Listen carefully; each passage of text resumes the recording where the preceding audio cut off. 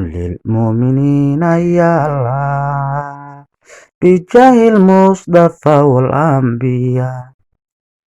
ارحم للمؤمنين يا الله بجاه المصطفى والأنبياء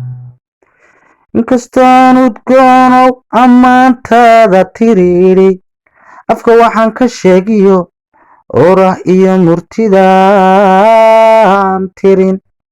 ma ilayn karayno ayaadka ku sheege axmed nebi udgoonow ummadaada nagaye ارحم للمؤمنين يا الله بجاه المصطفى والأنبياء ارحم للمؤمنين يا الله بجاه المصطفى والأنبياء هبنك إسرائيل أبوه كدفشه لغو قاضي laga qaaday uunkee alla samaa ku geeye ilaahay la kulantan nebiyo adeecanaye akhrana jannada wacan naga yeelagtaadii noo bari ilaahay ارحم للمؤمنين يا الله بجاه المصطفى والأنبياء ارحم للمؤمنين يا الله بجاه المصطفى والأنبياء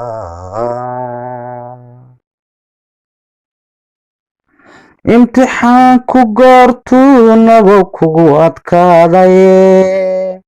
ehlullaahi ruux gala la adoonsanaye bilaal oohintiisii ummaduba arkaysee markii uu awood badan uu ku siiyey eebbuhu maadan aarsanine asxaan badanida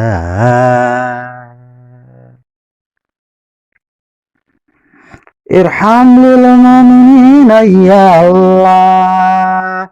بجاه المصطفى والأنبياء بجاه المصطفى والأنبياء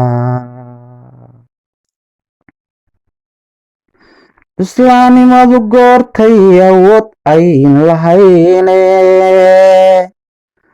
ashahada kii qiraha ibtilada la badi jiray itoobiya asxaabtii aad lahaydaadu muxammadow ammaanta afku koobi kari waa udgoonu rasuulo ارحم للمؤمنين يا الله بجاه المصطفى والأنبياء بجاه المصطفى والأنبياء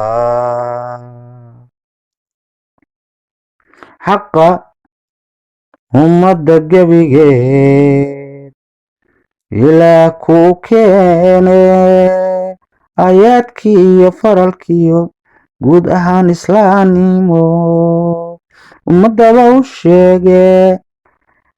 markuu jibriil yidhi iqra u naxay udgoonuhu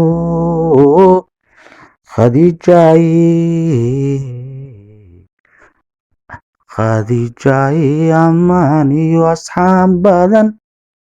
u samaysayo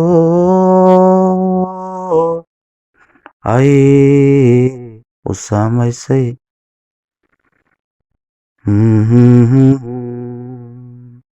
ارحم للمؤمنين يا الله بجاه المصطفى والأنبياء بجاه المصطفى والأنبياء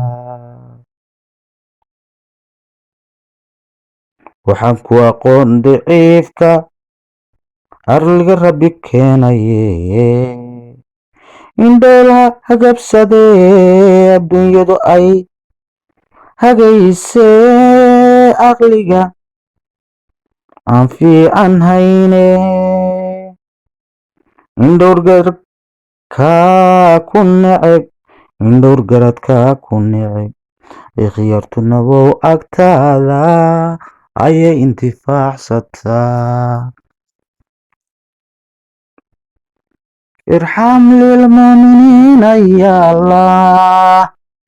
bijaahi lmustafa walanbiyaa bijaahi lmustafa walanbiyaa